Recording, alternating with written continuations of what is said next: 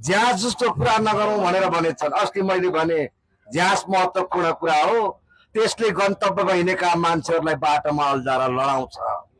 त्यही जहाजले यो 21 गतेको निर्वाचनमा जहाज बन्नेहरूलाई लडाउँछ। जनताको मन जित्ने हो, जनतालाई थर्काएर भोट आउँदैन। हुन्छ त भन्लान्, तर भोट चाहिँ फेरि अर्कैतिर हालिदिन्छन्। सुनसरी क्षेत्र नम्बर 1 मुलुकमै तपाईको झापा 5 रुकुम पछाडि सुनसरी क्षेत्र नम्बर 1 पनि को निर्वाचनको अहिले जुन चाहिँ चर्चा परिचर्चा मुलुकभरि छ। त्यसका दुईटा पाटा छन्, सकारात्मक चर्चा पनि छ, नकारात्मक चर्चा पनि छ। हरेक चाहिँ सिक्काका दुईटा पाटा हुन्छन्। ती दुईटै पाटाबाट चाहिँ चर्चा परिचर्चामा अहिले सुनसरी क्षेत्र नम्बर 1 छ। हामी यो चुनावी अभियानमा छौं। विभिन्न आरोप प्रत्यारोपको बीचबाट हामी स्वस्थ प्रतिस्पर्धा गर्न चाहन्छौं। कुनै कुनै उम्मेदवारहरूले अहिले हामीलाई अन्तर्वार्तामा जहाज जस्तो कुरा नगरौँ भनेर भनेछन्। अस्ति मैले भने जहाज महत्त्वपूर्ण कुरा हो, त्यसले गन्तव्यमा हिँडेका मान्छेहरूलाई बाटोमा अल्झाएर लडाउँछ। त्यही जहाजले यो 21 गतेको निर्वाचनमा जहाज बन्नेहरूलाई लडाउँछ। लडाएर उहाँलाई गन्तव्य जानबाट रोक्छ र त्यो जहाज गन्तव्यमा पुग्छ। त्यति कुराको हेक्का राख्न जरुरी छ। सुनसरी क्षेत्र नम्बर 1 का जनताले विकासको पक्षमा, अग्रगमनको पक्षमा, एकताको पक्षमा, सद्भावको पक्षमा मत जाहेर गर्ने मन बनाएका छन्। त्यसको नेतृत्व हाम्रो पार्टी मैले र तारा चुनाव चिन्हले गरेको हुनाले आम चाहिँ सुनसरी क्षेत्र नम्बर 1 वासीले तारा चुनाव चिन्हमा मतदान गर्ने मन बनाउनु भएको छ। सिङ्गो सुनसरी क्षेत्र नम्बर 1 एकता चाहन्छ, सद्भाव चाहन्छ, भाइचारा सम्बन्ध चाहन्छ। धार्मिक हिसाबले, जातीय हिसाबले यो मिलेर बसेको सहरलाई हामी चाहिँ सबैको साझा सहर बनाउन चाहन्छौँ। सबै धर्म मान्नेहरूको, सबै जातिको, सबै भाषिकको, सबै लिङ्ग वर्ग वर्णहरूको चाहिँ साझा सुनसरी क्षेत्रमा 1 बनाउन चाहन्छौँ। त्यो अभियानमा हामी जुटेका छौँ। समयले हामीलाई त्यो जिम्मेवारी दिएको छ। म तपाईलाई त्यो कुरा राख्न चाहन्छु। अहिले हामी यो चुनावी अभियानमा 7-8 वटा वार्डमा घरबेर गरेर आइसक्यौँ। त्यहाँ पुग्दाखेरि जनतामा चुनावमा उत्साह त देखिन्छ, तर हिजोका जनप्रतिनिधिहरूले चुनाव जितेर गएपछि फर्केर नआएको, विकास निर्माणमा ध्यान नदिएको कुराले तपाईहरु पनि त्यस्तै हुने हो कि भोलि भनेर हामी माथि पनि शंका छ। हामीले भनेका छौं, हामी बोलीले हैन व्यवहारले पुष्टि गर्छौं।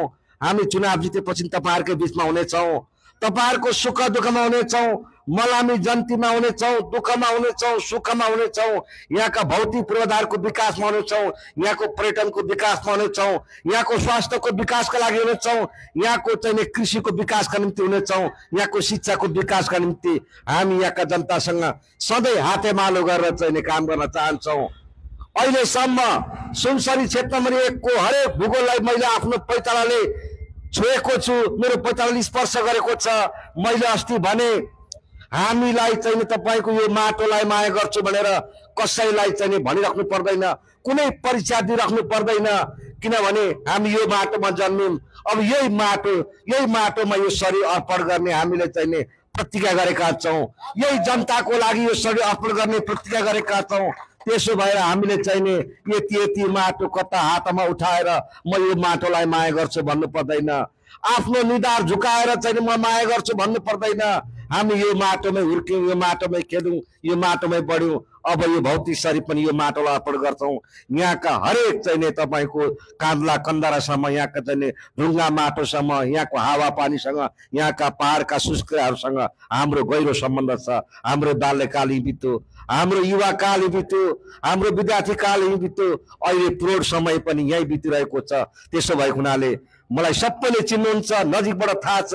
लगभग 27 वार्डको भूगोलका लगभग धेरै जस्तो मान्छेले मलाई चिन्नुहुन्छ, मेरा बारेमा थाहा छ। त्यसो भएर चाहिँ मलाई बारम्बार चाहिँ तपाईको सोशल मिडियामा प्रहार गरेर ढुङ्गा हान्दा प्रहार गर्दा पनि ती ढुङ्गाहरू भेला पारेर मैले म हिँड्ने राजनीतिक सडक बनाएको छु। ती ढुङ्गा हान्नेहरूलाई पनि धन्यवाद छ। म तपाईलाई आग्रह गर्न चाहन्छु, उहाँहरूले चाहिँ आलोचना गर्नुहुन्छ, उहाँहरूको डिक्सनरीमा गाली नै गाली छ, गाली उहाँहरूलाई हामीले दिने हो। हामी उहाँहरूलाई फुल वर्षाउने। अस्ति मैले भने हाम्रा प्रतियोगिताहरू हाम्रा प्रतिस्पर्धी आयो भने हामीले हृदयपूर्वक सम्मान गर्ने हो, राजनीतिक कल्चर देखाउने हो। कसैले गाली गर्यो भने चाहिँ हामीले गाली गर्नु छैन। अस्ति हामी जाँदाखेरि बाटोमा कसैले घन्टीमा भोट हाल्छु भने, कसैले माटोमा हाल्छु भने, कसैले तारामा हाल्छु भने मैले भने तपाईहरुको इच्छाको कुरा हो, तपाईहरु आफ्नो मत जाहेर गर्न स्वतन्त्र हुनुहुन्छ। तर कोही कोही उम्मेदवार भोट माग्न जाँदाखेरि तारामा हाल्छु, अलिअलि प्रश्न गर्यो भने चाहिँ नि सँगै हिँडेका मान्छेहरू र उहाँका समर्थक र उम्मेदवार चरचरी बाध्य गरेको हामीले भिडियो देखेका छौं। तर मेरो अगाडि एकजना 14 नम्बर वार्डमा चेलीले म त माटोमा हालौं भनेको भन्नुभयो। मैले तपाईको मतको इच्छा, तपाई स्वतन्त्र हुनुहुन्छ, तपाई माटोमा हाल्न स्वतन्त्र हुनुहुन्छ, तपाई घन्टीमा हाल्न स्वतन्त्र हुनुहुन्छ, तपाई सूर्यमा हाल्न स्वतन्त्र हुनुहुन्छ, तपाई रुखमा हाल्न स्वतन्त्र हुनुहुन्छ, तपाई बाँसुरीमा हाल्न स्वतन्त्र हुनुहुन्छ, तपाई तारामा हाल्न स्वतन्त्र हुनुहुन्छ।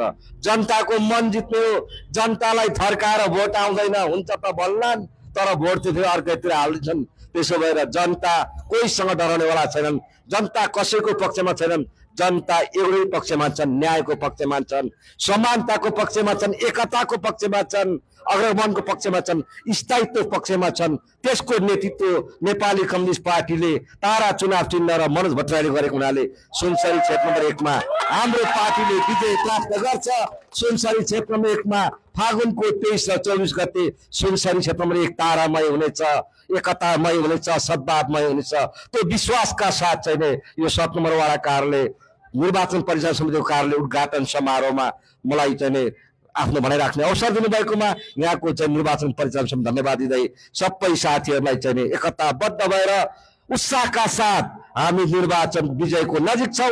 उत्साहका साथ फागुन 21 गते मतदान गरेर बेलुका त्यहाँ बक्सा पुर्याएपछि 23 र 24 25 गते सिग्नो सुनसरी क्षेत्र नम्बर 1 लाई तारामय बनाउने चाहिँ प्रणका साथ अगाडि बढ्न हार्दिक आग्रह अपिल गर्दै मेरो भनाइ अन्त धन्यवाद, अभिवादन।